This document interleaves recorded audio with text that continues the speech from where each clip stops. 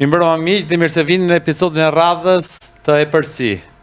Lindur në Kukës, zhvendosur në Durrës, më pas në Tiranë, Gjermani, Karlsruhe, New York, Australi. Dhe tashmë mes nesh kemi nderin, kemi sot presidentin e Federatës së Mundjes, zotin Said Prizreni. Said, mirë se erdhët. Përshëndetje, mirë se u gjeta.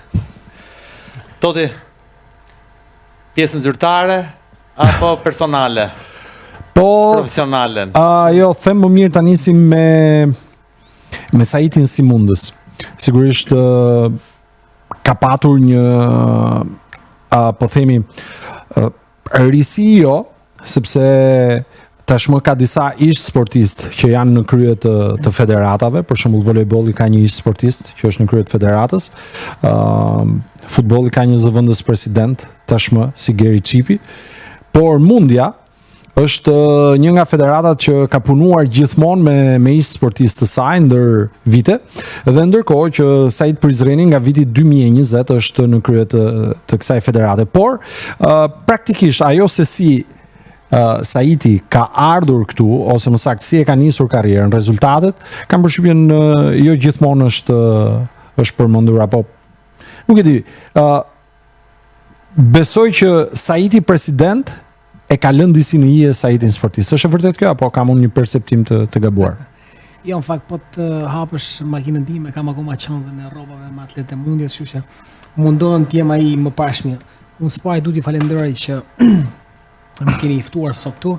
Sinqerisht sot të flasësh për sportin është bërë shumë vështirë, sepse media nuk ka hapësirë për atë që ka ndodhur me sportin, atë që ka ndodhur për sportin në Shqipëri. Kështu që nëse të flasim për Saidin si sportist, i bie që të flas për veten, realisht nuk është se më pëlqen shumë të flas për veten. Por nëse nuk flet ti për veten, kush do flasë, kush do na i tregojë? Ne kemi bërë gati një skedë, mbaj mend, ose më saktë dua të ndërpres për një moment. Armi do të na ndihmojë në këtë moment me foton e parë me skedën e Said Prizrenit. Atëherë, mundës aktiv nga viti 1992 deri në vitin 2016, mund të më korrigjosh për datat. Ja, vërtet. Ka konkuruar për Shqipërinë në vitet 92-2012, pastaj në vitin 2015 deri në vitin 2016 ka konkuruar për përfaqësuesen australiane.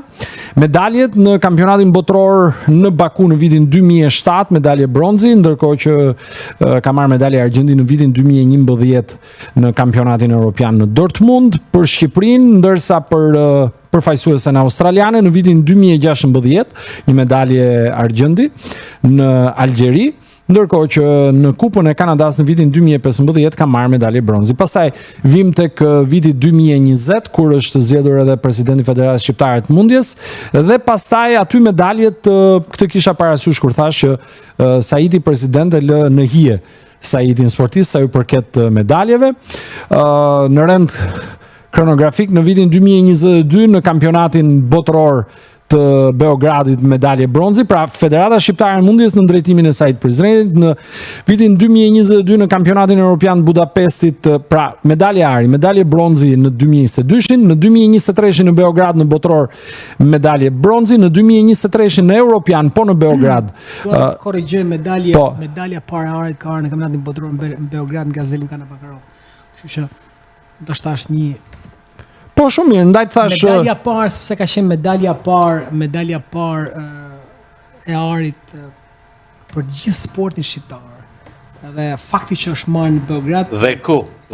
Dhe pikërisht në Beograd, dhe emocionet e asaj medalje me të vërtetë që më ndjekin sot që flasim, kështu që arritjet e Saidit e federatës, do të thoya, janë shumë më të mëdha sa të Saidit. Dhe sinqerisht kjo më bën krenar për misionin dhe për atë që ne i kemi dhënë vendit tonë, sepse tek e fundit ngrihet flamuri kombëtar, këndohet himni kombëtar, dhe mendoj që nderi më i madh që ne mund t'i bëjmë vendit tonë është ta nderojmë më së miri në vendet ku shkojmë, dhe mendoj që mundja apo komuniteti i mundjes bashkë me Saidin e ka bërë këtë punë më së miri.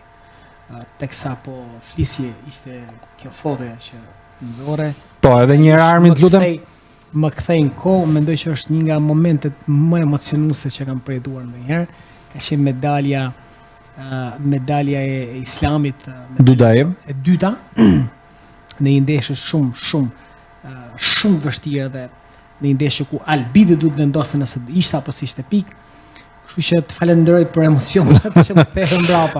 Faleminderit ti për të gjithë sukseset dhe për këtë listën e medaljeve, janë më shumë se 10 medalje dhe aty kemi përfshirë në atë listë, Arlind, kemi përfshirë vetëm kampionat evropian, kampionat botror dhe lojra olimpike, por sigurisht që ka edhe Grand Prix, ka turne të shumtë. Medalje mesdhetare, ranking series, domethënë ka shumë medalje tjera që realisht i kanë bërë nder Shqipërisë. Po Arlind tani. Mësuesi i parë në Durrës apo në Kukës? Mësuesi i parë në Kukës, biles ai ishte prezent edhe në aktivitetin e radhës që u zhvillua. Ai mundohet të jetë prezent, është Dylber Alinci, i pasuar më pas nga ish ndjes është bërë për Ahmet Xhelal Domi, Indieri Xhelal Domi, dhe pastaj në vitin 97 unë jam kthyer andej nga është origjina e nënës në Durrës, ku jemi shpërngulur, ku kam qenë në ndërtimin e trajnerit Fuad Braho. Pastaj nga viti 98 kam qenë pjesë e ekipit Tiranës dhe kështu ka vazhduar historia e Saidit. Po emra të mëdhenj, që vjen këto emra të mëdhenj, të jenë aktiv ose kanë lënë trashëgimtar, kanë lënë stafetën, kanë pasuar se përëndit e emra që, t'japin një respekt madh. Shko, fakti që Saidi për prodhimin final. Saidi vetë është produkt i punës këtyre trajnerëve. Unë mendoj që ata e kanë kryer një farë mënyrë misionin. Tani na mbetet ne çfarë do lëm pas. Dhe mendoj që kjo është një nga punët ose vështirësitë më të mëdha që po has jo vetëm Saidi, jo vetëm Federata Mundjes, por në përgjithësi sportit sot, sepse rinia sot në të vërtetë nuk është se don të bëjë sport. Dhe të flasësh sot që mendoj që kemi një ligj fantastik dhe është për të vlerësuar dhe është për të promovuar me të madhe, sepse një medalje europiane, një medalje botërore do thot grad honorifike, do thot një pagë përjetshme dhe një status në shoqëri. Pension i përjetshëm. Pension i përjetshëm. Kështu që sot mendoj që kjo është ajo që ne duhet të flasim, kjo është ajo që ne duhet t'i themi trive të treve tona që, ore, një medalje është një status i veçantë shoqëri, është një nder që i bën vendit, është një nder që i bën vetes, familjes e gjithëve. Dhe përmes këtyre eventeve, dhe përmes këtyre rezultateve ne munduar ta përcjellim këtë mesazh si një domosdoshmëri e madhe që ne kemi në vendin tonë.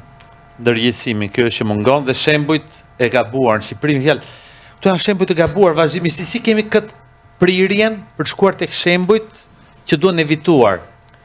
Është fatkeqësi, unë do të jap një rast, kemi rastin e Çemen Valjev, ku në kampionatin evropian të zhvilluar vjet në Slovaki, u shpall kampion Europe. Kampion Europe në Shqipëri nuk është zati i zakonshëm. Jo në Shqipëri, por në asnjë vend. Shpallat kampion Europe duke mundur sportistin më të mirë që ka sot Rusia, në 10 vjeç. Patriotin e tij. Patriotin e tij. Sportistin që kishte 4 humbje karrierë. Që kishte 4 humbje nga ky sportist, 4 humbje, 4 disfata. Dhe mund në finalen. Ndodha që ndodh një incident nga zvës presidenti vetë. Na trego pak tani. Shiko, ti mundesh Rusisë, sportistin më të mirë që ka. Sportistin më të mirë që ka federata botërore, që në 9 vjeçarin e fundit nuk kishte asnjë humbje. Dhe kjo vjen pikërisht nga djali jon, nga sportisti jon, Çemen Valjev, dhe media jon nuk fliste për medaljen, po fliste çfarë i tha. Po. Pse ja vuri ai medaljen? Domethënë, dhe unë këtë e pash si një fatkeqësi, si një sfumim i të suksesit. Thonë që nuk ka lajm të keq.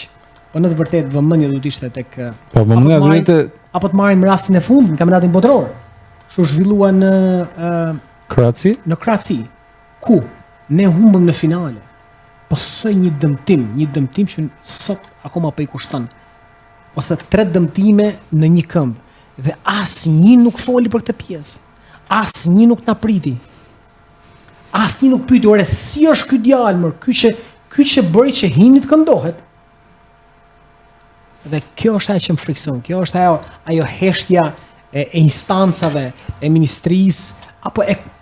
Ta tregojmë pak foton 4 pikërisht atë që ju referua Saiti, medaljen e argjend është pikërisht kjo pra. Është ngjitur duket qartë edhe në foto kur ka qenë në podium, që këmba e majtë është... Ai po qanë dhe realisht ka vajtuar, edhe mbas dëmtimit ai donte, edhe pse këmba nuk i përgjigjesh, donte që të hynte ndeshje. Edhe ky është modeli i atij sportisti. Ky është modeli i atij djali që ne duam të kemi. Ky për duhet përçuar. Ky është shembulli që duhet përçuar. Është shembulli më i mirë dhe mendoj që është një nga djemt. Këto janë që mund gjërat që të frymëzojnë në jetë, jo vetëm në sport. Absolutisht. Edhe ky është ai mesazh që ne duhet japim, po në të vërtetë ne kemi një mungesë madhe në këtë pjesë. Edhe sinqerisht duhet ju falenderoj përsëri që po më jepet mundësia për të folur për këtë rezultate, për këtë mision do e thoja. Që ne kemi. Ne kemi humbur sportistë gjithmonë, në futboll, në basketbol, në volejbol, peshngritje kemi humbur dhe në mundje. Absolutisht. Boks. Kemi humbur në mundje një sportist që nuk e di nëse Elis Guri do të kishte mbështetjen. Besoj që do të kishte qëndruar, nuk kishte pse tikte dhe të konkuronte për Bullgarinë. Sigurisht ai ishte një vendim i tij personal, ka arritur suksese të rëndësishme, por të vjen keq dhe vendim i kushtzuar. Elisi është përjashtuar për të garuar nga Shqipëria. Nga drejtuesa e saj kohe të Komitetit Olimpik. Saidi është penalizuar 2 vite. Këto janë të rënda që po thuhen. Jo, kjo është një vërtet dhe unë jam i gatshëm, e që nuk kanë nga të burra se që ballafaqohen sepse ata janë ka rënë një rë. Po që kjo është aktualiteti dhe sot mundja mund të kishte një kampion bote. Mos harrojmë që Elis Guri u shpalli 3 i Europës për Shqipërinë. Po. Në vitin 2000. Medalje bronzi. Arsyeja që u penalizua? U bë pjesë e prishjes asamblesë Kokshit në atë kohë. Kokshi mori vendim për ta përjashtuar Elis Gurin. Shqyr zote që nuk hyra dhun. Se do ishte përjashtuar. Unë ashtu i përjashtu isha, fakt. E rëndësishme është mos luajmë tarafet tona, pastaj se mund të humbi një sportist elitar që mund të marrë medalje, dëgjoj, Bullgaria, kampion bote për Bullgarinë Elis Guri. Kampion bote, shpalli. Pak rëndësi ka. Por status quo këtu mos ndryshoj. Kjo është vërtet për të ardhur keq. Dhe ndërkohë tashmë neve më në fund po korrim disa rezultate sepse kam përshtypjen jo të gjithë e kanë miratuar dhe të kanë mbështetur momentin e parë kur kemi afruar sportistët me origjinë ruse. Jam mësuar tashmë dhe më vjen mirë që e the edhe këtë rast. Ardhja e 2 djembe më së pari të Zelimit dhe Islamit ka qenë si një mundësi për t'i dhënë edhe është aktualisht një mundësi për t'i dhënë të rive dhe të rejave tona në palestra që ata të prekin dhe të stërvitin me sportistët më të mirë. Ndërkohë që ne flasim për 3 mundësat tanë, që i kanë dhënë medalje pa fund vendit, e kanë nderuar, nuk flitet asgjë për volejbollin, për basketbollin, që ekipet kombëtare, ekipet klubet e vendit janë të mbushura me sportistë huaj. Futbolli.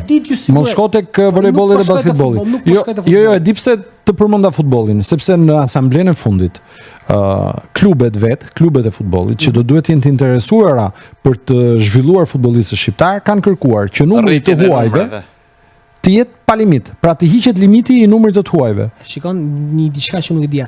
Dhe këta flasin për 3 djem që marrin një trajtim ushqimor të zakonshëm që është me ligj 605.000 lekë dhe unë ju siguroj që sportisti më i keq në volejboll apo basketboll, nuk po flasim për futbollin, merr 3 fishin e djem me danë. Dhe as nuk i afrohen modelit, rezultatit apo asaj çka ato japin vendit tonë, apo ato çka japin. Dhe sinqerisht nuk kam kohë të merrem me ata njerëz që nuk e kuptojnë. Ne flasim për trajnje Silvinje, e shohim si arritje kombëtare. Po. Është një trajner i huaj. Po pse ku janë trajnerët tanë? Po ku janë trajnerët shqiptar? Ne dim të lavdërohemi. Lavdërohemi kur një brazilian vjen në Shqipëri dhe drejton ekipin apo kush do qoftë ai. Ndërkohë vjen një nga obligat ruse dhe duhet ta parashikojmë sinqerisht është keqardhje. Unë mendoj dhe nëse do kthehesha mbrapa në kohë, absolutisht që do bëja të njëjtën zgjedhje sepse i kanë dhënë kaq shumë vendit tonë, i kanë dhënë kaq shumë djemve dhe na kanë bërë krenar jo vetëm në rezultate, po edhe në modelin e djemve dhe sportistëve që ne duhet kemi. Arlind? Jo kaluam tek prap te pjesa zyrtare e Saitit. Unë do doja pak te Tirana më pas largimin Gjermani fillimisht. Në vitin 2019 kam filluar të garoj në Gjermani me ekipin Weingarten, ku ka qenë është liga e parë, është liga më e fortë dhe fatmirësisht në vitin e parë, për herë të parë në historitë e klubit, ne renditemi të dytët në finale, sepse është garë ekipore dhe në 2 vitet e ardhshme ne kemi fituar titullin kampion të Gjermanisë, një rritje e zakonshme, një eksperiencë që realisht edhe sot e kësaj dite unë Padyshim që ndihesh shumë i pasur, po kanë traditë ato? Më pas do dalim në ka Shtetet traditë Bashkuara, Gjermania? po, në mundje. patjetër që ka. Apo po mundohen ta stimulojnë, ta rrisin. Absolutisht që ka dhe atje domethënë po të shohësh të gjithë zonën, se është një provincë e Karlsruhes, e gjithë zonat, të gjithë banorët janë të angazhuar në fundjavë për të shërbyer komunitetit dhe e bëjnë vullnetarisht të gjithë të punë, vetëm që ekipi të ketë performancën e duhur ku Ti bëj krenar, ti japi kënaqësi. Absolutisht, është një krenari në vete.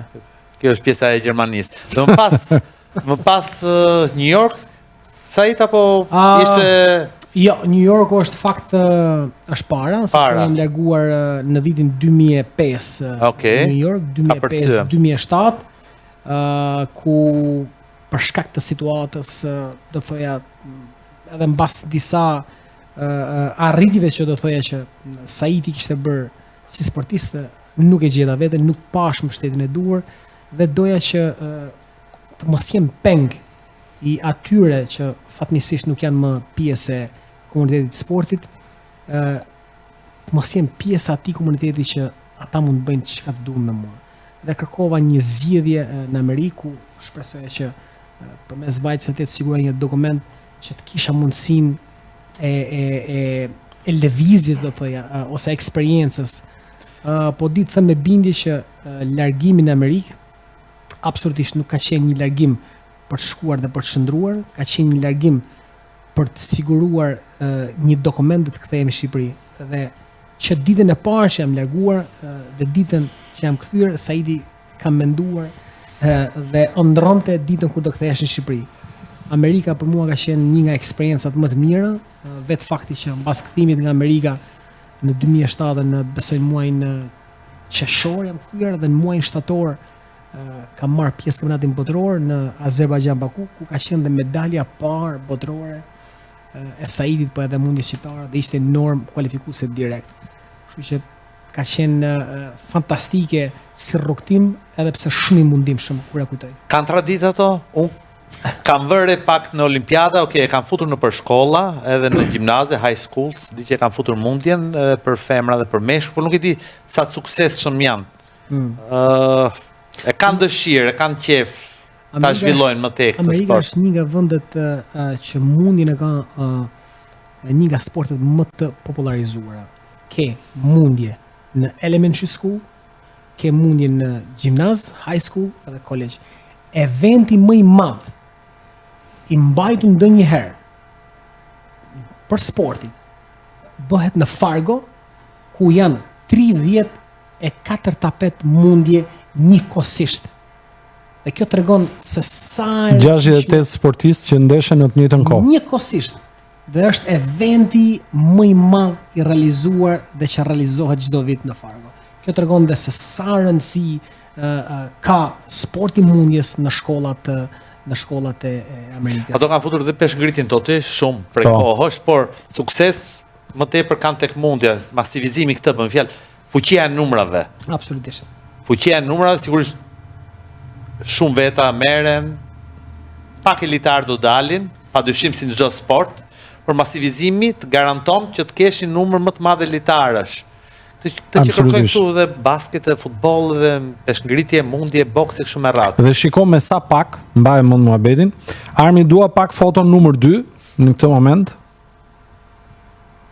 Për të kuptuar se me sa pak përpjekje, jo, kjo është fotoja 4, foto numër 2.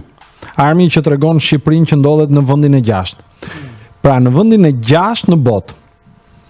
Shqipëria ka qenë pas Rusisë, që dihet fuqia e saj në këtë sport, Irani, Japonia, unë jam befasuar shumë kur kam parë se çfarë bën Japonia në mundje. Ka lidhje me sumon, ka traditë dhe ato. Unë nuk e dija që kishte një situatë të tillë, por gjithashtu Shtetet Bashkuara të Amerikës, edhe një armi do të na ndihmojë me foton. Dhe pastaj Azerbajxhani, dihet shkolla ruse dhe Shqipëria. Lëm pas Kazakistanin, Gjeorgjin, Kirgistanin dhe Bahreinin. Unë nuk e di se si në një vend aq të vogël ka dhe mundje, por realisht ti po flisin ndërkohë që unë po përjetoja emocionet. Shiko, ajo që ti nxorre edhe ajo që ti fole është për ata që realisht e kuptojnë peshin dhe rëndësinë e sportit. Dhe të rënditesh në atë rënditje me një shtet kaq të vogël, me investime që janë krejt modeste, ose do të thëja krejt qesharake, dhe po të bësh një krahasim, do të bëj një paralelizëm, nuk do të shkoj shumë larg, po shkoj tek Bullgaria, ku Federata Botërore ka një buxhet vjetor 4 milion euro për sportin e mundjes. Për të mos shkuar në Kosovë, e ka 2 fishin e kësaj që ne kemi në Shqipëri. Domethënë, kjo është paradoksi që ne përballemi çdo ditë. Kjo është vështirësia që ne përballemi çdo ditë. Unë mendoj që ndoshta këto vështirësi të mëdha na kanë bërë të shkojmë deri te suksesi dhe gjerasin të falenderoj. Ndaj ju a vështirëson akoma më shumë se këto do sjellën sukses gjithsesi. Edhe kjo qëndron. Ja vështirëson më tepër se mos shkojnë vendin e 5 në botë, pse jo? Po s'kan nevojë për ne, kështu që këta e din rrugën, kishin nevojë. Vet. Po të kishin nevojë, do shprehin interes. Nuk ka interes këtu. Me që m'dolet interesi, realisht e them me dhimbje, është fatkeqësi, biles pak para se të flisnim, pak se të vazhdonim emisionin, po bizdonim dhe me Ramalin që në Shqipëri janë zhvilluar nga viti 2023 7 evente. 2 evente çdo vit, ndërkombëtare. Botërore. Minimalisht. Gjithë secili nga këto evente ka sjell mbi 700 sportistë, mbi 700 pjesëmarrës. Nuk po hyj tek numri i vendeve, vetëm në vitin 2024 ne zhvilluam botërorin e moshës 23, Kongresin e Federatës Botërore me 114 shtete pjesëmarrëse, botërorin për të rritur për peshat olimpike, domethënë një arritje fantastike dhe fatkeqësisht nuk kam pasur akoma asnjë ministër që të jetë prezent në këto aktivitete. Dhimbje, shumë dhimbje. Nuk janë vetëm 700 sejt, janë 700, po janë media që do flasin, do shkruajnë për atë event, do shkruajnë edhe për Shqipërinë aty, për mikpritjen, për mirëorganizimin, për motin, për kullat e larta sigurisht, kështu që është vetëm përfitim. Por nuk sa duket s'ka shumë interes. Çodhe një herë në Adelaide? Jo, Melbourne. Edhe atje jo? Edhe atje jo? Historia nuk ta ka fajin bota, Said. Jo, e ka fajin Saidi. Ne gjejmë pse u ktheve o s'ka. Unë do të them pse, do të them dhe pse shkova, në fakt, se është shumë e rëndësishme pse shkova. Në fakt, Australia ka një histori me Shqipërinë, ku unë nuk jam sportist i parë që kam garuar për Australinë. Kemi pas dhe djem tjerësh, është një për aty është Gendian Balashi që ka garuar në kampionatin botëror në vitin 2003, vites kemi qenë së bashku me një peshë, ku përmes trajnerit të tij, do të thënia një legjend që tashmë nuk jeton më, Sam Parker, ne takomi përsëri në vitin 2007. Dhe ai më i thot këtij shoku, "Ore, pyetë Saidin, a do të vinë në Australi?" Po qeni sinqert, më sa isha kthyer nga Amerika, isha lodhur me këtë pjesën e dokumentacionit. Edhe ishte kjo situata që ti bën, ti jep, po nuk vlerësohesh. I thash, pse jo? Edhe nisi kështu si me shaka dhe mendoj që nga momenti që bisedu në vitin 2009, unë kam siguruar dokumentat Australisë. E kam shtyr vajtin e Australisë, e kam shtyr garimin e Australisë sepse sinqerisht nuk doja të garoja për një shtet tjetër. Nuk doja ta përfaqësoja Australinë. Por në vitin 2014, mbas një periudhe 2 vjeçare ku isha penalizuar për të marrë pjesë në garat ndërkombëtare. Pse? Po sepse presidenti asaj kohe mendonte që federata ishte pronë e tij dhe mund të shkonte kushdo. Ishte kundërshtar. Kishim dy federata paralele. Shkoj garoj ai në vend te peshën Pa ai ka garu të 100 plus? Po 100 plus. Kështu që kjo ka qenë një situata më e errët e Interesante kjo. Saidit. Ti penalizohesh, megjithëse je elitari. absolutisht. Dy Jo vetëm që federata pra. penalizohesha, E kupton? jo vetëm që po kallëzohesha penalisht në komisariat për të mos shkuar në palestër të ekipit Tiranës, ndërkohë që kisha 10-12 vite që garoja për atë ekip. Po kjo është paradoksi që ka ndodhur dhe e kam marrë vendimin për të garuar për Australinë mbas kësaj situate sepse mendova që Po ndërprisin karrierën praktikisht. Të ndërpren karrierën praktikisht. e pash si një mundësi, duke qenë se sporti është jetë shkurtër. Po. Ti nuk mund të garosh. Sa vjeç isha atëherë? E kam mbyllur në moshën 33 vjeç. Kur shkove? Kur kam shku 2000, sa i vjet 2009, 26. aq 26, 20 po. Po, në kulmin e Po, karrierës. Dhe ne e pezullojmë. Paktën Që të mos dy olimpiadat, Po, paktën që të dy mos, botëror, 3 europian. Dhe me Se me këtë mendësi që kishte po shumë pak, mund të shkonte edhe në internim. po Ka po po shpëtuar. sigurisht. Internim fakt ishte Australia. për të qenë sinqert, Frikshme. sporti ka vuajtur nga edhe ne morëm shembull në Elisit, shembullin tim, por mund të ketë një shembull tjetër që ndoshta nuk e dim. Mora vendim për të garuar për Australinë sepse se pash si detyrim i asaj përgjegjësie i atij trajneri që tashmë nuk jeton më për sakrificën që ai kishte bërë të mërë. Sam Parker? Sam Parker. Qa ishte australian apo? Australian ka ndruar jetë në moshën 98 vjeç. Wow. Deri në ditën para se të shkonte në spital ai ka qenë 7 ditë Palestër. në palestër. Do një njerëz që Legend. ndoshta nuk mendoj që ekziston me atë pasion, me atë dedikim dhe arsyeja pse kam garuar ka qenë ky person. Frymëzim. E mbylla në Olimpiadën e Rios, fatkeqësisht me asnjë medalje, por që realisht kur shoh se sa e vështirë ka qenë rrugtimi, se sa ka qenë Në mos gaboj, më fal që të ndërpres, ke qenë flamur mbajtës për Australinë në Rio? Jo, kam qenë për Shqipërinë. Në 2008-ën kam qenë flamurbajtës në Pekin, Për Australinë. për Shqipërinë. Për Shqipërinë 2008. Pekin 2008, në 2004 në Athinë. Po leja e zogut? Masive. Po, në Pekin, po, foleja e zogut. Pekin dhe Bird Nest. në 2016 pastaj, duke qenë se nuk arrita dot të kualifikohesha për Londër 2012, Po. e mbyllëm karrierën si sportist me Australinë. Po që Saidi ka qenë edhe është gjithmonë ose ka qenë dhe ka mbetur gjithmonë me kokën pas nga Shqipëria. Po kjo kuptohet se fakti që po bisedojmë këtu tani dhe nuk jemi në një podcast në Melbourne. Ndoshta dikush të dore po fillova çfarë doshin shkëtir. Po sinqerisht Shiko, është vërtet rast unik kam përshtypjen. Nuk dua të them që ke qenë i vetmi, por kam përshtypjen që je ndër të paktët që në një periudhë kur të gjithë ishin me sy për te Adriatikut, kërkonin të blinin një vizë ose të udhtonin në mënyrë klandestine me çdo lloj mjeti, anije, kamion, avion, nuk e di.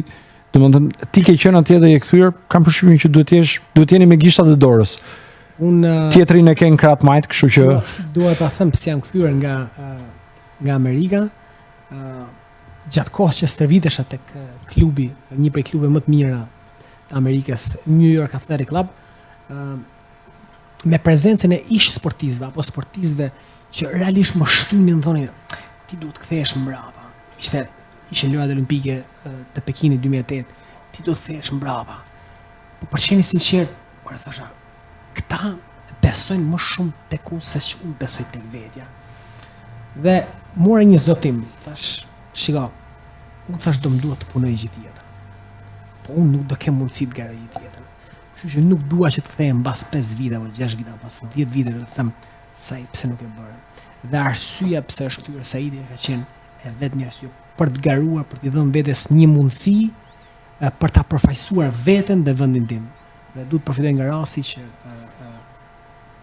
ti drejtohem të rinjve dhe të rejave tonë, që të shfrytëzojnë çdo mundësi, sepse mundësia vjen kur ti e kërkon dhe unë jam do thëj argument I gjallë I kësaj sakrifice që më shpërblyher pas gjithë këtij mundi që kam bërë. Dhe sinqerisht sot nëse do kisha një laps të I letër, nuk mendoj që do kisha arritur ta bëja më mirë se ajo që ka ndodhur me Saitin.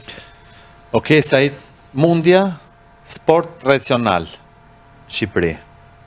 Kërkon forcë, karakter, disiplinë. Po kjo në tapet. Tani nuk je aty. Kush janë sfidat institucionale tuat, si drejtues, objektivat, ndërkombëtar? Dalë të pytin çik vështira tani, ta bëm çik lehtë hyrjen. Po. Dhe vizioni. Sfidat institucionale në Shqipëri. Ka plot. Sfida institucionale. Synime ndërkombëtar dhe vizioni. Unë do të thashë që sfida institucionale është një nga më të vështirat sot që hasim në Shqipëri për shkak të hallkave, të mos funksionimit të hallkave, duke qenë se ne jemi ankuar në fakt që nuk ka lek, po në të vërtetë kur shohim që shteti jep 20 milion euro për të zhvilluar volebollin dhe basketbollin në shkolla dhe shoqërisht e bën. Po kur shohim që me një ngretur kartonit apo me një VKM I jep 2 milion euro padelit dhe kur shohim që Sport olimpik padeli apo jo? Nuk e di se apo nuk e di se si mund të bëjmë. Do të kem pritshmëri për medalje dhe aty unë do kem pritshmëri nëse janë dhënë 2 milion, nuk kam kërkesë, sjellni medalje nga Olimpiada. Medalje nga ura e Vaçarrit. Po realisht kur shef që ti si institucion, jo ti si individ, po bën kaq shumë, po sjell kaq shumë, po organizon kaq shumë dhe vlerësimi është kaq I vogël, sinqerisht është një keqardhje. A mund ta tregojmë pak? Armin, të lutem foton numër 3 për të kuptuar se çfarë ndodhet së saktë nivelin e lartë të medaljeve që ka sjell skuadra përfaqësuese e Shqipërisë në mundje. Islam Dudaev, Çermen Valijev dhe medalja e bronzit. Nuk e di se sa kohë do të kalojnë që unë uroj që në Olimpiadën e ardhshme në 2028 ne të kemi prap medalje, por nuk e di se sa kohë do kalojë domethënë. E di ti që ne si ekip jemi renditur të 7-tët në Paris. Në ekipit të mundjes lirë. Gjëshë nuk është se kam thënë ndërë, po me që ishim të. Domthonë nderi që është top 7 që. Po. Top 7 e ekipeve, ekipore. Po, klasifikimi ekipor. Me 3 sportistë që mungon dhe medalja zëlimit, ndoshta ishim shumë më lart në. Realisht kjo sfidë është nga sfidat më të vështira. Dhe ne po mundohemi që të gjejmë gjuhën e bashkëpunimit. Me atë përuljen, me atë modestinë, me atë këmbguljen, me atë dëshirën e bashkëbisedimit mes instancave apo mes Komitetit Olimpik dhe shpresoj që këtë vit të marrë jetë projekti I shkollave që do ishte një piknisje për të dhënë një mundësi djemve dhe vajzat tona, unë e shoh si vështirësi. Pastaj misioni dhe vizioni I Sait është një vetëm që në Shqipëri të flitet sa më shumë për mundje. Në Shqipëri të bëhet mundje dhe cilësi që ti përmende janë ato cilësi që do na ndjekin për gjatë gjithë jetës.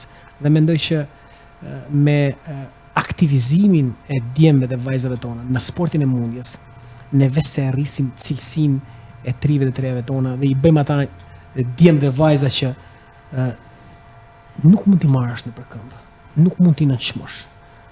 Dhe kjo është një nga problemet më dhaja që ne po hasim sot, sepse një rini pa forcë, një rini pa karakter, një rini pa disiplinë, ti mund të bësh çfarë dush. Ndodh që vjen një DJ tek sheshi atje, e mbush sheshin plot, I merr ai 200.000 euro dhe ikin te shtëpia. Ndërkohë që ne sjellim po I kemi pasuruar 114 shtete, edhe këta as nuk vinë të hedhin syt. Dhe kjo është situata, kjo është vështirësia që ne hasim çdo. Ndërkohë dua pak në këtë moment foton numër 6 Armi. Dua që të flasim për turneun e fundit ndërkombëtar që është zhvilluar në Shqipëri. Foto në qendër është foto e të ndjerit Muhamet Malo, emrin e të cilit e mban edhe ranking series. Edicioni I dytë radhës u zhvillua në Shqipëri, a? Edicioni I dytë për sa i përket ranking series, po është edicioni 6.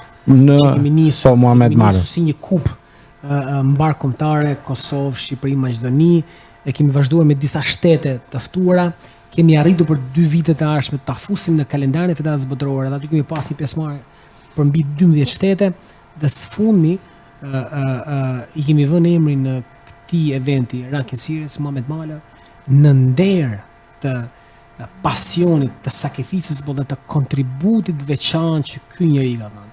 Fatmirësisht dhe fatkeqësisht do të thoya, sepse figura e tij ka mbetur, pa ai nuk jeton më mes nesh, por djali i tij, Klajt Male, që është presidenti i nderit të federatës tonë, ka qenë një prej supportuesve kryesorë të Djem Medallit. Dhe unë gjej rastin ta falenderoj Klajtin për atë pasion që ka vazhduar ta trashëgoj që i ka lënë jati, sepse me të vërtet sporti jon, po dhe sporti në përgjithësi ka nevojë për njerëz që duan sportin. Tek sporti nuk është investim monetar, por është investim i vlerave dhe i çdo gjëje që na përfaqëson. Kështu që eventi i fundit ka qenë një arritje e jashtëzakonshme ku du ta cilësoj, kemi pasur 16 medalistë olimpik. Pjesëmarrës, që nëse e përkthejmë në kampionatin evropian që do zhvillohet në prill, për nga cilësia dhe për nga numri ka qenë më i mirë dhe më i madh. Dhe kjo është një arritje për vendin tonë, kjo është një arritje për sportin tonë, dhe kjo është një mundësi e jashtëzakonshme që ne i japim djemve dhe vajzat tona në Shqipëri. Nuk është kapitalizuar sa duhet, shoh 16 medalist, është një imazh i frikshëm, 16 medalist. Fatkeqësisht kapitalizohet, nuk e di çfarë do të bërë me media, nuk e di çfarë do të bërë me instancat, le të themi ministrin, me Kokshin. Pse nëse sporti falenderoj fakt Komitetin Olimpik. I falenderoj, s'ka gjë pa. Për transmetimin, pse do ta them këtë? Jo, po e falenderoj vetëm për transmetimin, sepse radio televizioni shqiptar nuk ka sinjal.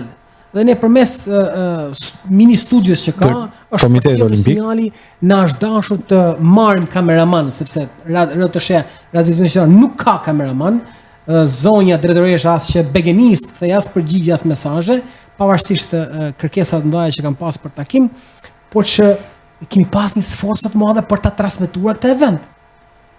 Për t'i bërë një nder vendit tonë, për të përcjellë një mesazh. Kjo është vështirësi. Kjo është katastrofë. Katastrofë e dhimbshme.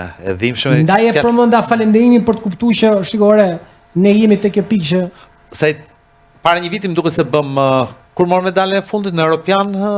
Medalja e fundit është marrë në botëror vitin e kaluar. Vitin e kaluar, ne patëm një podcast toti dhe kemi diskutuar. Hera parë që neve kemi naturalizuar lojtar, që nuk kanë lidhje me prejardhjet shqiptare. Dhe patyshim që është parë me skepticizëm. Është gjë e mirë apo jo kjo? I e kundër apo pro kësaj? Jo, nuk e di këtë pjesën gjë e mirë, gjë e keqe, po di që bota ka 100 vite që e bën. Që e bën diçka të tillë. Dhe ne tani filluam. Dhe për sa kohë, jo vetëm medalje, por përbën një hap të parë për të ngritur apo ringritur sportin e mundjes apo çdo lloj sporti tjetër. Sa më pëlqen ky plani këtu me atë medaljen e bronzit. Më pëlqen ky plani këtu. Po, është frymëzuese kjo. Ndërkohë nuk e di po për çdo lloj sporti e ka fshehur medaljen. Kështu që për sa kohë përbën një gur themeli për të nisur një projekt serioz në mundje, në peshngritje, ciklizëm, sporte individuale më saktë, sepse aty janë gjasat më të mëdha për të patur sukses me medalje. Për mua është e mirë pritur, për më tepër që ka, dekada që e bëjnë tjerët. Çarmen Valijev ka marrë medaljen e artë, ndërkohë që Abakarov ka marrë medaljen e argjendit.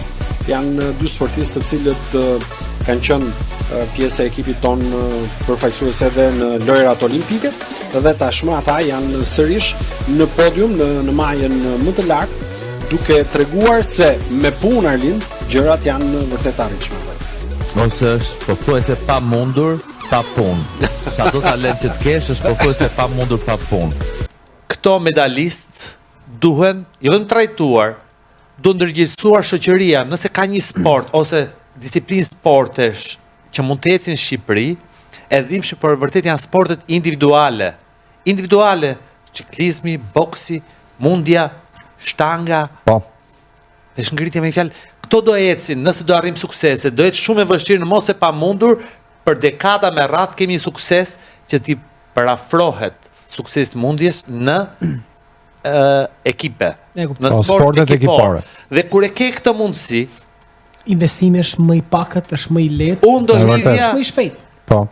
nëse do merra sukses, doja sukses vërtet, unë do investosha këtu, se gjasat janë më të mëdhaja. Absolutisht. Ta shoh në çdo kënd, kënd biznesi, kënd politike, çdo lloj këndi të mundshëm ta shohësh, investo më pak dhe ke kthim më të lartë tek Vërtet. sportet individuale. Do marrë As medalje, diskutohet. Sigurisht. bronzi, si ekip në ndonjë vend, Jo, seriozisht. asnjëherë. Okej. Jo, asnjëherë mund të shkojmë po në pas vendin 50-60 vitesh, në vendin e ndoshta. tretë me mundjen mund të shkojmë kam përshtypjen. Por si individ, Si individ kemi vatur dhe më lart. pesh ngritje, Po. mundje, këto janë ciklizëm, not, ku ti Janë gjë, medalje këto çik i mençur. i kanë ardhur Shqipërisë dhe ne kemi dëshmuar të qoftë në boks, qoftë peshkritje, apo qoftë në karate, apo qoftë taekwondo, domethënë atletik. Domethënë jemi sporte që e kemi dëshmuar. Ajo që the ti është më vjen mirë që e the sepse realisht sot ke një ligj që është fantastik. Nuk ka qenë kohën time. Saidi është medalist botëror dhe europian dhe nuk e kanë përfituar gratë sepse ligji është mbrapa veprus. Edhe pse ata interpretojnë ligjin si duan. Por sot sportistët tanë kanë një status. Ne djem tanë janë kolonel. Kanë një status në Shqipëri, kanë një status jashtë Shqipërisë dhe kanë një standard jetese. Dhe sigurisht mbas kërkesave të mëdha që kemi pasur, unë duhet të falenderoj kryetarin e bashkisë Erion Velia që i ka mundsuar djemve në apartamente për të jetuar, edhe pse po presim akoma në fakt apartamente e Zelimit. Jo, dy djem, Islami dhe Qermeni e kanë marrë. Po, pak foto numër 5 Armi, të lutem. Ja, vazhdon me medalje Zelimi. Po ndërkohë apartamentin e premtuar sa ka marrë. Më ka premtuar, është një premtim që akoma s'e ka realizuar, kështu që shpresoj që përmes jush ky mesazh të shkojë, djali me të vërtet po pret apartamentin që të sjellë familjen dhe të jetoj si çdo shqiptar në vendin e tij. Po sepse edhe i akuzojnë që jo nuk rrin, jo rrin vetëm pak javë në Shqipëri, pastaj ikin. Ja, pra kjo është. Po ndërkohë ku do rri, se dakord, duam që të rri. Është kosto e federatës, edhe që ne jemi detyruar, po pse ata mos rrinë dhe mos jetojnë këtu? Jo, absolutisht. Po, absolutisht.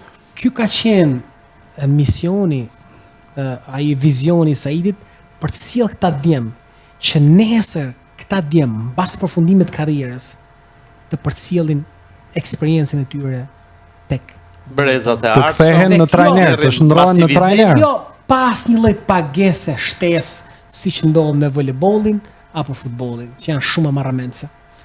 Edhe me padelin.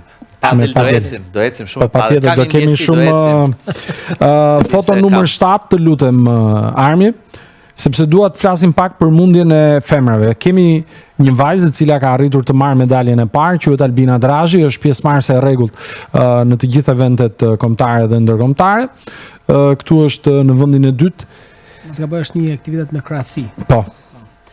Unë du të them sa është numri i fëmijëve dhe i vajzave, nëse mund të na thuash një numër. Do të them i vajzave, Albina është ajo që po i prim, kemi edhe 3 vajza tjera që po e ndjekin, janë të reja, po nëse flasim për fëmijë, numri sa vjen dhe rritet, dhe realisht do kisha shumë dëshirë që një ditë ta pasionë ata që ka ndodhur në ekipin e Tiranës për të pa vajzat që janë një krenarin vete, po të ndalen tek Albina. Albina është një para sa atyre vajzave që nuk di të thot jo. Është një për atyre vajzave që bindja, ambicia e saj është vetëm medalja dhe sinqerisht duke parë parametra, duke parë dëshirën e madhe, pasionin e madh që ka për sport, unë e besoj që ajo do të bie.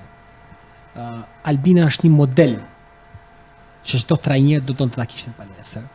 Sigurisht përfshirja në një moshë disi të madhe do e quaj, sepse dihet që çdo sport ka specifikat e tyre dhe sporti mundjes sa më herët është të jep një avantazh më të madh, por që mendoj që me sakrificën, me mundin, me përkushtimin që ka Albina, po edhe trajneri i saj Ermali, mendoj që ka vërcyer këtë handicap deri diku. Do jetë risia dhe do jetë vajza që do i sjellë medaljen e parë Shqipërisë në arenën europiane. Botërore. Mirë, kredite për një sportiste që në një moshë të madhe ka filluar diçka që i është dashur, kam përshtypjen ose i duhet ende për të ka përcyer disa pengesa, sepse nëse do ta nisen moshën 10 vjeçare, kjo është ndërpritshmëritë atëherë që pyeta unë, një ndër pyetjet që isha, pritshmëritë për suksesin në arenë ndërkombëtare. Një ndër këto është edhe Albina apo jo? Absolutisht, unë e besoj, biles shpesh bisedoj me Albinën, ajo e beson fort, unë e besoj fort. Tani është, çiko sporti ka po unë mendoj që nga eksperienca çdo sakrificë shpërblehet. Nëse me të vërtet e dashuron, diçka unë mendoj që është çështje kohë për të arritur. Dhe nëse Albina e ka seriozisht, Albina, Kevi, Parisi, Erik Lenti, apo ndonjë djalë tjetër, apo Mikeli, apo Aindi, apo Visi, ata duhet ta besojnë që të shkojnë të rezultate. Dhe ne, si federat, me mua në krye, po mundohemi që këtë rrugtim t'ja bëjmë sa më të lehtë det suksesi, sepse në fundit ajo është qëllimi dhe ajo është puna jonë për t'ja lehtësuar, sepse rezultatet e tyre janë kënaqësia dhe kënaqëria jonë. Po, absolutisht. Kështu që nuk është e lehtë. Gjithë këto pengesa të kuptueshme në çdo fushë në Shqipëri, fatkeqësisht në çdo fushë, jo vetëm sport. Nuk shoh as me vend një lehtësim. Çfarë lloj fushë? Okej, si është ekonomi, financë, kudo, politik, gjyqësor, media, gjëra, vetëm pengesa. I pranoj te sporti, nga pjesë e sportit, i pranoj këto. Me gjithë këto pengesa prap do duhet gjesh. Ja, jo një thirrje. Kërkesë, duam t'i gjesh. Zhvarrosësh kudo, ka përcesh pengesat dhe duam medalje. Seriozisht është kërkesë mere, ta ngjitëm tani. Vetë na ke sjell deri këtu. Nga po, kjo është e vërtetë. Dhe këto janë pritshmëritë tona. Shumë pengesa, padyshim. Shumë gjëra nuk shkojnë si duhet. Padyshim, 100%. Gjithandej. Do duhet gjesh nga muaji prill duhet një tjetër medalje. Jo për gjë, po Zelimkani mori një medalje tani, do duhet që të vi tjetra në prill. Se kjo është e keqja. Këto janë standarde vendosur, dhe këto standarde vendosur do duhet të ecesh me këto standarde që ke vendosur vet. Kot nuk thonë që është më vështirë ta mbash se ta qëndrimin maj, padyshim. Po që unë do përdor një batutë, një shoku tim para zgjedhjeve si demokrat që është, më thotë, ora tha si nuk erdhëm në pushtet tani, si seriozisht. Thash që do, thash unë jam mësues që po në pozitë. Unë nuk e di dhe si është pushteti. Qysh ne hemi mësu me këto vështirësi dhe ndoshta është bërë normalitet dhe ndoshta ka qenë një frymëzim mbi atë normën e duhur që ti të arrish, ti të dëshmosh, ndoshta vështirësitë, ndoshta është ajo shprehja që thonë kohët e vështira prodhojnë rezultate, apo kohët e buta sot nuk po prodhojnë rezultate. Edhe leadership prodhojnë. Po. Por që me të vërtetë vështirësitë janë pafund. Ne e munduar ta mbajmë standardin, Saidi bashkë me stafin, sepse Saidi nuk është vetëm. Fatmirësisht kam një bord për një gjeneratë që kemi kaluar së bashku një periudhë të madhe të sportit dhe e dim sakrificën, e dim janë të gjithë ish sportistë, dhe gjë rastin të falenderoj. Ne kemi marrë përsipër këtë mision që sporti mundjes jetë një për sporteve elitare në Shqipëri. Sepse tek e fundi kjo është krenaria e gjithë secilit të lë diçka. Dhe unë kam thënë ditën e parë që kam ardhur në krye të federatës, kam thënë misioni i Saidit, qëllimi i Saidit është një. Unë nuk premtoj asgjë, përveç një gjëje. Unë do bëj të mundur, do bëj çmos që emri i mundjes të përflitet dhe të flitet në arenën kombëtare dhe ndërkombëtare. Dhe mendoj që sot duan apo s'duan disa, ne kemi bërë të flasim për ne. Dhe mendoj që kjo është një arritje, edhe pse me sforce të madhe, sigurisht që kjo është një rrugtim, nuk është një mision i përfunduar, por që shpresojmë që gjërat përmes këtyre bisedave, përmes ndërgjegjësimit apo sensibilizimit që ne duhet të bëjmë, vëmendja dhe përkushtimit kthehet në vendin e duhur. Dua edhe foton e fundit, por sigurisht që ne do të vazhdojmë të flasim edhe pak minuta të tjera. Foto numër 8 Armi, për të kuptuar. Tani dua ta pyes, këtë foto nuk ja çova përpara Saidit. E kam lënë qëllimisht Elisin jashtë. Shaban Tërstena, Shaban Sejdiu, Indiri Abedin Lame dhe Said Prizreni. Tani sigurisht neve mundësit e momentit, mundësit shqiptarët momentit nuk janë shqiptarë etnik. Madje kam parë edhe një video të Federatës Botërore që fliste për mundësit etnik shqiptar dhe nga ajo e kam nxjerrë edhe fotot. Aty ishte edhe Elisi, ishte edhe Egzon Shala, mos gaboj? Po dhe Egzon Shala. Por Elisi ka fituar, nuk e di Egzonin deri në çfarë niveli ka arritur. Vendi 5 në Europë. Po. Do të kemi, pra sa mendon ti që mundësit aktual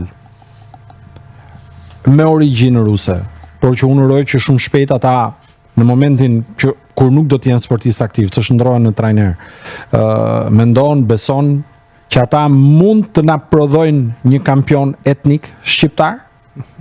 Unë nuk kam asnjë lloj problemi, le të vide një kubanez në ndeshjet për ne, të ngrej flamurin ton, nuk kam asnjë kundërshtim.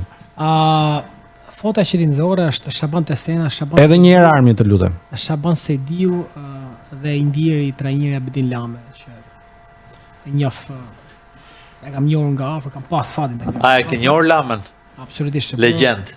Unë mendoj që është një nga njerëzit e vetëm që Saidi ka njohur në Shqipëri.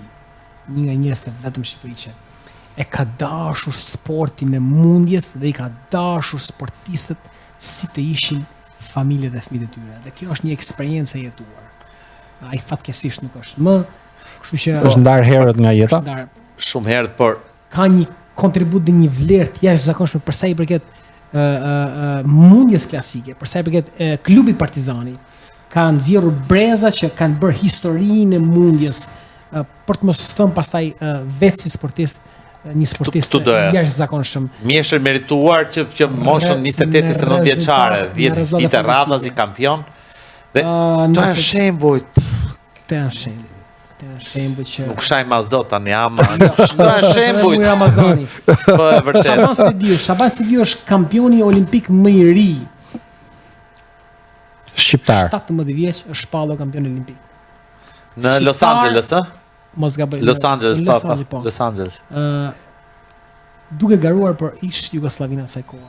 84. Edhe ashtu edhe Shaban Sejdiu, mos gaboj, nën kampion olimpik. Të dy i njoh personalisht. Ne jemi krenuar. Ata kanë pasur një emër shqiptar, po që në të vërtet kanë ngretur një flamur. Ajo ishte koha. Absolutisht. Nuk mund t'i bëjmë me faj, besoj. Jo, absolutisht fare. Kjo është krenari. Dhe ne gjithmonë jemi krenuar dhe krenohemi edhe sot që flasim. Ata janë krenari kombëtar, krenari mbar kombëtar. Unë do doja që të ishte edhe foto e Elisit, në fakt. Se realisht Elisi është një kampion i prodhimit vendas. Bio që i hiku Shqipërisë, pa të arsye që ne folëm. Ardhja e djemve tanë, cilësia, Shqipërisë nuk i kanë munguar medaljet. Të prodhosh një mundës të nivelit tillë, ne vetëm në vitet e fundit dua të kthehem pak në 5-6 vjeçarin e fundit. Ne mund të kemi një eksod të djemve tanë që realisht ka qenë shprehjes për medalje. Talente në moshë. Mbi 20 djem të moshave 17, 20, 21 që kanë hiku dhe kanë lënë Shqipërinë. Një brez që kishte 7 e vazhdojnë sportin? Aty ku janë apo jo? Fatkeqësisht ja. Kjo është akoma më keq kur dëgjon. Sepse djem tan kanë hikur sepse nuk kanë pasur arsyet si gjithë shqiptarët e dhimbshme, arsyet nuk mbajmë dot as talentet, mirë pjesën shtresën e mesme, as shtresën e varfër, pas talentet që nuk i kemi me qindra më mira, duhet evidentuar dhe duhet synuar, duhet jeni politikë veçantë për ato, për talentet. Absolutisht, po thash sot të kthehet shumë fish. Na duhet të rikuperojmë. Rikuperimi dihet që nuk është sepse është një gap.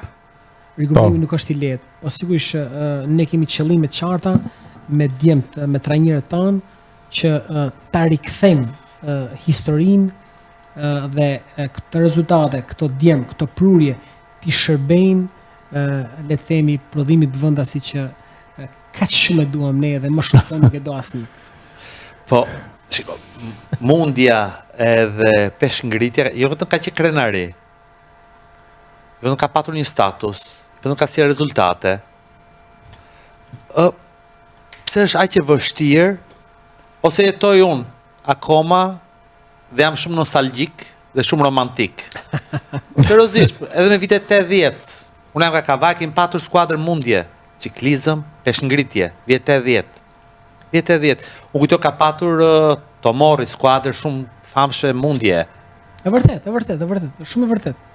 Kuksi, Shkodra, Tirana, Durrësi. Ka pas një masivizim, nga masivizimi, nga fuqia e numrave, sigurisht që do dilin elitat. Do dalin elitat. Ndaj dhe kjo është gjëja kryesore, mendoj unë, platforma për nxjerr elita. Dhe do të gjetur mekanizmat, instrumentat në masivizim. Ne tashmë kemi bërë punën tonë. Ne kemi disa vite që qenë projekte në shkolla, sepse kjo është një platformë e qeverisë. Kjo nuk është një platformë e federatës. Dëshira, përkushtimi, vendosmëria e federatës nuk ka munguar dhe nuk mungon, por kjo është një platformë gjithë përfshirëse që duhet bëj qeveria. Gjë që i ka munguar këtyre viteve. Vetëm për sport nuk është folur. Nuk bëhet sport shkolla, hidhet një top edhe ik te shtëpia. Nuk ka aktivitet fizik. Aty ku duhet nisi sporti, nuk flitet dhe nuk bëhet sport. Tani si mund pretendohet? Si mund pretendohet dhe ti vësh me faj federatat apo ekipet kur ndërkohë vendi ku ti kultivon, vendi ku ti rrit, vendi ku ti zbulon talentet është shkolla. Dhe aty nuk bëhet sport. Po, thash jam me shpresë dhe vazhdoj të mbetem me shpresë që gjërat do ndryshojnë dhe në shkollat tona në Shqipëri të bëhet sport, sepse vetëm duke bërë sport ne kemi transformuar shoqërinë. Për zërin e një pyetje, kush e mbulon nga televizionet europianin? Uja, kjo është një sfidë vetëm vete.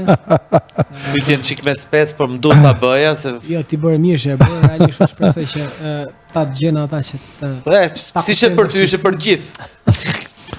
Se është europian, ë? Është kampionat europian. Realisht kjo është duhet jetë një ekskluzivitet i radio televizionit kombëtar shqiptar, por vështirësi që ka radio televizioni shqiptar për të siguruar kameraman, për të siguruar sinjalin, nëse do mbeteshim në këtë pikë, si ngjeshje kjo do ishte e pamundur. Nga e marrin sinjalin nga Irani, sinjalin ka luftë, Gaza, Izraeli, sinjalin televiziv e marrim nga Komiteti Olimpik. Okej. Ku përmes studios lëvizjes ne kemi arritur të përcjellim sinjalin. Po prapë sigurojmë thash kjo është situata aktuale. Unë shpresoj që në kampionatin evropian radio televizionit të bëj diçka ndryshe që t'ia lehtësoj jetën Saitit dhe t'i japi mundësi Shqipërisë, një mundësi për Shqipërinë. Absolutisht. Padyshim, edhe për brezin, për ndërgjegjësi më të madh, një event europian, çfarë pritet për sportin? Seriozisht, çfarë pritet? Fakti unë kam thënë shpesh që çfarë duhet bëj Saiti më shumë që Saiti të merret konsiderat. Kur them Saiti flas mundja, kur them mundja e kam sporti. Çfarë duhet të bëjmë ne më shumë? Medaljet i kemi sjell, duke nisur nga ato më të vogla te ato më të mëdha. Eventet i kemi sjell. Pra sukses i garantuar. Nga ato më të mëdha te ato më të vogla, me kongrese. Nuk kemi lënë aktivitet, nuk kemi lënë medalje pa i sjell Shqipërisë. Çfarë duhet të bëjmë më Federata Mundjes që ore ta pasuroni edhe çfarë ndodh? Dhe media është një pushtet është e frikshme.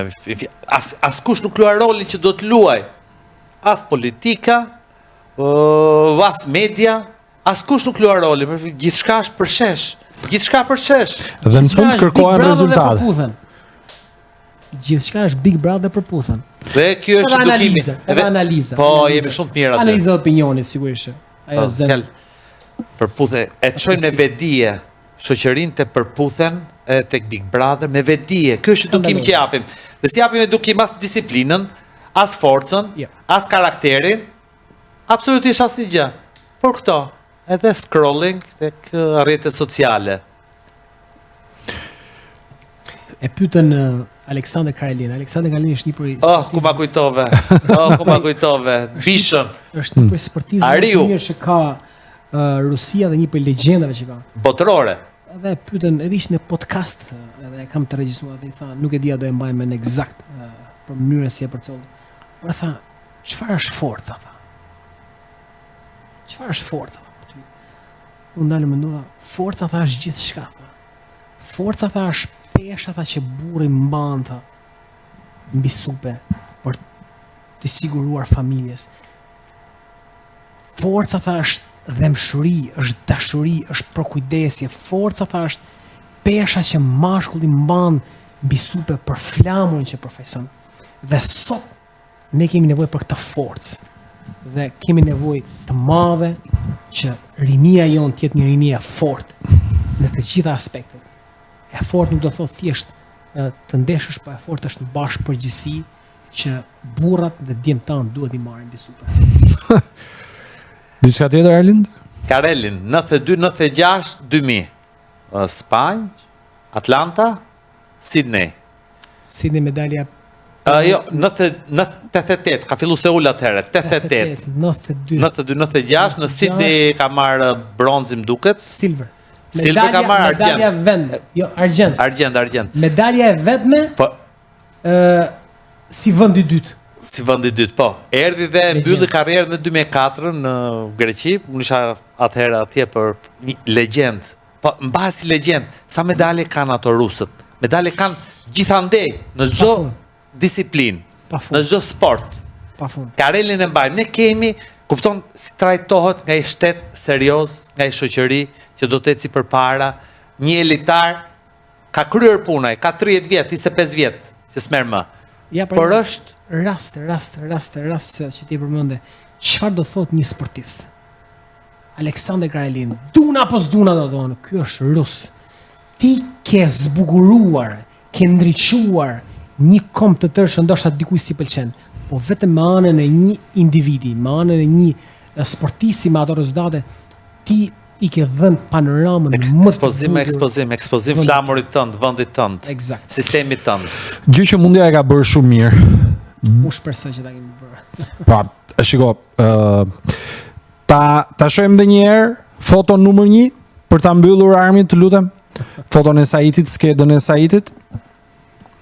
Tani, në rast se kjo lista këtu djathas nuk e tregon, sepse sado miku i ynë të jesh, apo dhe i të gjithë gazetarëve të tjerë, apo i ministrave, deputetëve, president Fidel Yllit e tjerë. Këto medaljet nuk i merr asnjë njeri nga ata që njeh, apo ata që të kanë mik, të kanë shok, ata të cilët të ndihmojnë të mbështesin për të ndërtuar palestrën në qytetin e Kukësit, palestrën në qytetin e Durrësit, të Tiranës e tjera si këto. Pra unë besoj që gjërat janë bërë mirë dhe unë uroj që të vazhdojnë kështu. Unë të falenderoj. Faleminderit që ishe në podcast në Epërsi. Ishte kënaqësi dhe shpresoj që të kemi dhe ftesa tjera, sepse sinqerisht Absolutisht. është një atmosferë shumë frymëzuese për të përcjellë një mesazh që me të vërtetë ne jetojmë çdo ditë. Kështu që ju falenderoj nga zemra për punën dhe misionin që ju keni. Atëherë që sot përpara se sa ta mbyllim Erlin, në përfundim të Europianit do takohemi prapë me shumë gjas në sallën Feti Berova. Tani që e mësova derën unë edhe po të mos Jo, tani do do jem- vit trokasa. Do jemi dhe ne aty për Europian, një super event për mundjen, për sportin, fatmirësisht dhe për Shqipërinë. Absolutisht. Urojmë suksese, seriozisht, dhe një shembull për të ndjekur nga të gjithë, edhe për Shqipërinë, seriozisht e them këtë. Është gjë shumë pozitive, në shoqërohet me medalje, të cilat kemi pritshmëri tani se vetë, Na ka mësuar keq. okay? Kjo është Kjo është ajo çështje mbitor që e zbukuron gjithë gjën dhe fatmirësisht djem na ka gëzuar dhe jam i bindur që edhe në Europian në radhës shpresoj që të kemi medalje dhe nga ajo më e mira, jo thjesht medalje. Ishte Sait Prizreni, nderuar miq, në këtë episod të Epërsi kemi folur për karrierën e tij si sportist, për punën në krye të Federatës Shqiptare të Mundjes, për gjithçka. Ai ka marrë përsipër, po bën dhe sigurisht që eventi i radhës, të cilin ne do ta pasqyrojmë edhe në Epërsi, është kampionati evropian në muajin prill. Faleminderit për vëmendjen, bashkë mirupafshim.